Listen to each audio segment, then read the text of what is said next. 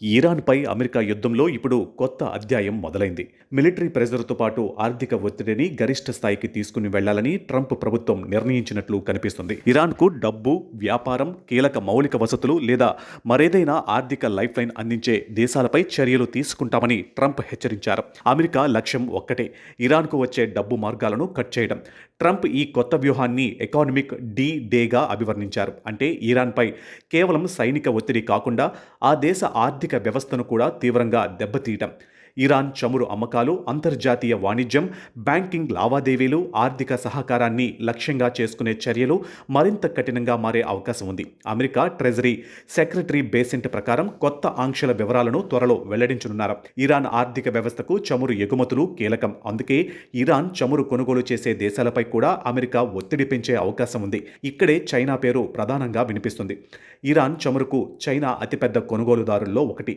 2025లో China రోజుకు సుమారు 1.38 million బ్యారెళ్ల Iran చమురు దిగుమతి చేసుకున్నట్లు రియిటర్స్ పేర్కొంది. అంటే ఇరాన్పై ఆర్థిక దిగ్బంధనం అంటే చైనాతో అమెరికాకు మరో కొత్త ఘర్షణకు దారితీసే ప్రమాదం కూడా ఉంది.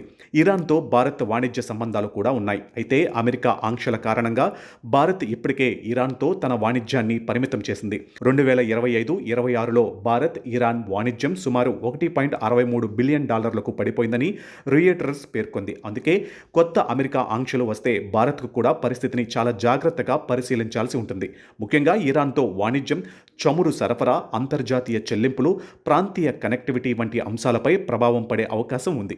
ట్రంప్ ప్రకటన తర్వాత అంతర్జాతీయ చమురు మార్కెట్లలో కూడా స్పందన కనిపించింది. ఆగస్టు 20న చమురు ధరలు 2% పైగా పెరిగి దాదాపు నెల రోజుల గరిష్ట స్థాయికి చేరాయి. దీని వెనుక ప్రధాన ఆందోళన స్ట్రైట్ ఆఫ్ హార్మోజ్. ప్రపంచ చమురు రవాణాలో అత్యంత కీలకమైన ఈ మార్గంలో అంతరాయం కొనసాగితే చమురు సరఫరా, షిప్పింగ్ ఖర్చులు, ఇంధన ధరలపై ఒత్తిడి పెరిగే అవకాశం ఉంటుంది. అంటే ఇరాన్పై అమెరికా ఆర్థిక యుద్ధం ప్రభావం కేవలం ఇరాన్కే పరిమితం కాకపోవచ్చు, ప్రపంచ చమురు మార్కెట్పై కూడా ప్రభావం పడొచ్చు.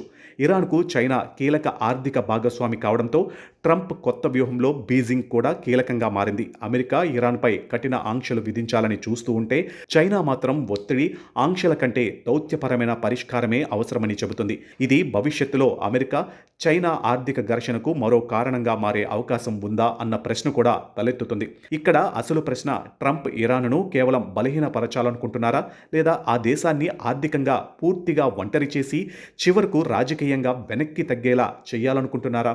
అమెరికా వైపు నుంచి చూస్తే భారీ ఆర్థిక ఒత్తిడితో ఇరాన్పై చర్చలకు ఒత్తిడి పెంచడం ఒక వ్యూహంగా కనిపిస్తుంది. కానీ ఇరాన్ మాత్రం అమెరికా బెదిరింపులను తిరస్కరిస్తుంది.